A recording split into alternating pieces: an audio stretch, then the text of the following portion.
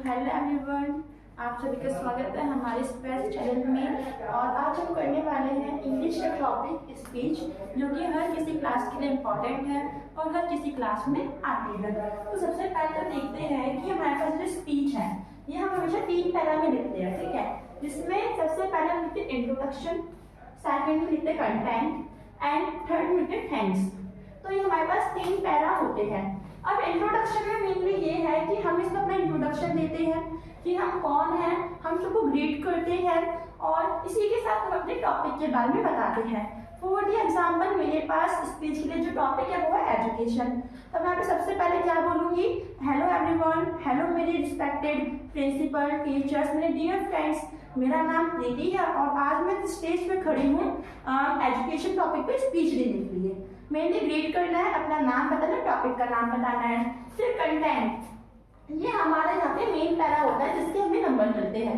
अब ये जो है ये 3 भागों में डिवाइड किया होता है, व्हाट, इफेक्ट एंड सॉल्यूशन, ठीक है। अब इसका मेन समझते हैं। कंटेंट में जैसे कि हमारे पास आ गया आजकल टेक्नोलॉजी। तो सबसे पहले तो मुझसे बोला कि आपको टेक्नोलॉजी पे क्या लिखनी है, स्पीच लिखनी है।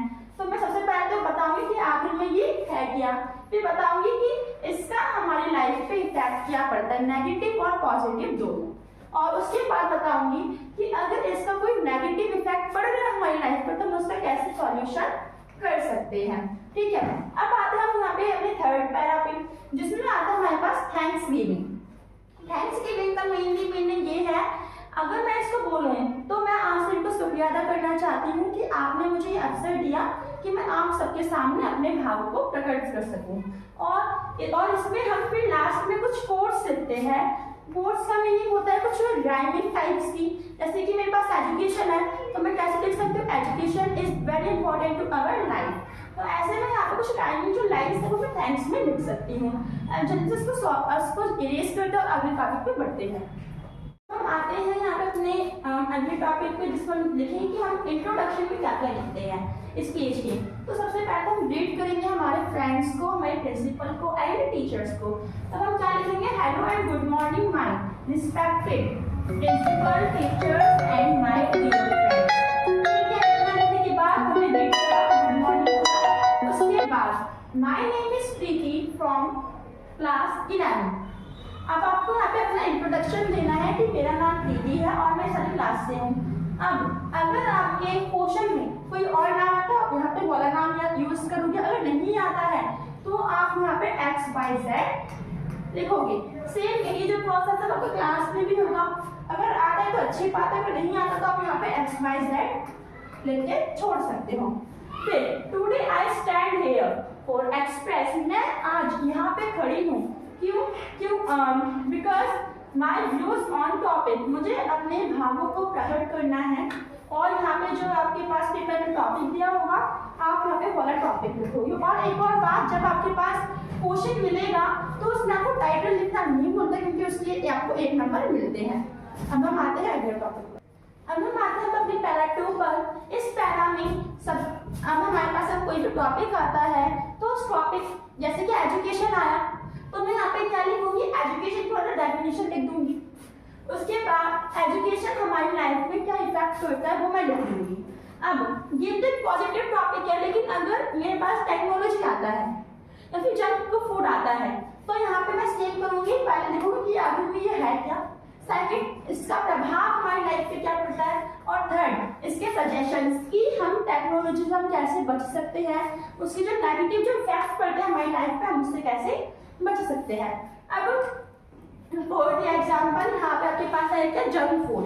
तो आप क्या लिखेंगे कि भाई जो जंक फूड है ये कैसा फूड है जो हमारी हेल्थ के लिए अच्छा नहीं है, ठीक है। फिर आपको यहाँ पे ये भी बता सकते हैं कि जंक फूड हमें कहाँ से मिलता है, वो कैसे बनता है, और एक अनहेल्दी फूड होता है।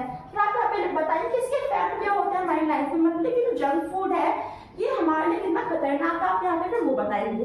फिर सजेशन में कि हम कैसे इस जंक फूड से बच सकते हैं और उसके लिए हम कौन कौन से उपाय अपना सकते हैं। तो जंक फूड में आप यहाँ पे क्या कह सकते हैं कि हमें हेल्दी फूड खाना चाहिए। तो हम जंक फूड बनाते भी है तो हमें घर पे बनाना चाहिए। अब हम आते हैं थर्ड पैरा पर। अब देखिए अब आते हैं हमारे पास यहाँ पे थर्ड पैराग्राफ, जिसको बोलते हैं कंक्लूजन। ठीक है, तो इसमें हम क्या लिखेंगे, जो हमने अपनी स्पीच लिखी उसके लास्ट का पार्ट लिखना है। तो मैं स्टार्टिंग यहाँ पे कैसे कर सकती हूँ, I hope that you all agree with my views.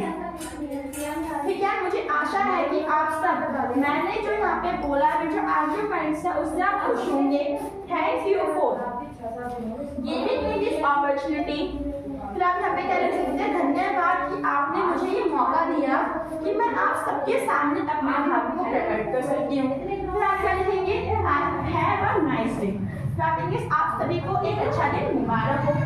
अब जैसे कि यहाँ पे थोड़ा सा मेन पॉइंट आ जाता है कि आपका जो भी टॉपिक हो, ठीक है, तो आपको उस टॉपिक में सिर्फ क्वार्ट्स लिखने हैं।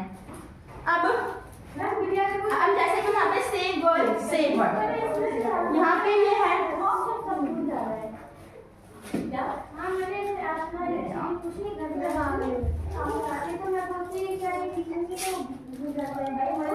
देखो अब हमारे पास यहाँ पे थर्ड पैराग्राफ, जिसको कहते हैं कंक्लूजन।